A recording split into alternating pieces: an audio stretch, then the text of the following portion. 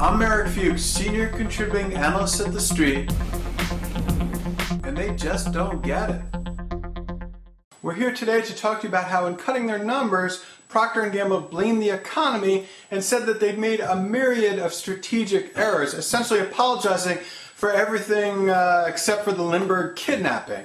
But how much of their troubles are exactly the product of the larger economy and how much are self-inflicted? Now, in this mess of blame and mea culpa, it was hard to tell. There is, however, one factor to zero in on, and that is the comparative good performance of a pair of competitors, Colgate-Palmolive and Unilever, who are vulnerable to the same larger macro forces. Now, this is essential to understanding how much of Colgate's or how much of Procter & Gamble's plate is a result of management and their decisions and how much is larger forces. In an article called Frustration Grows with P&G, the Wall Street Journal gets right to it up top, and that was great.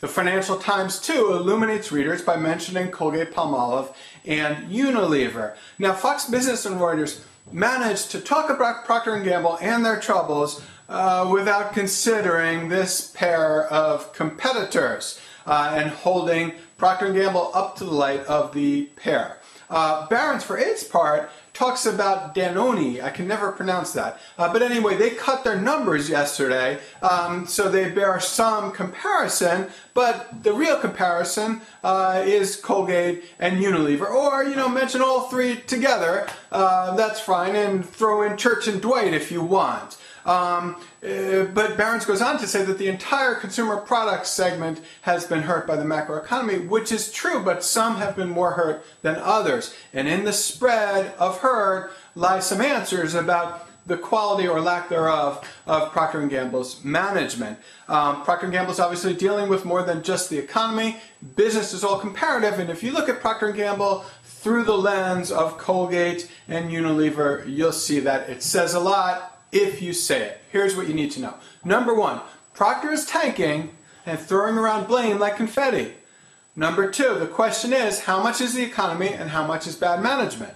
Number three, you have to look at how comparatively well Colgate and Unilever are doing.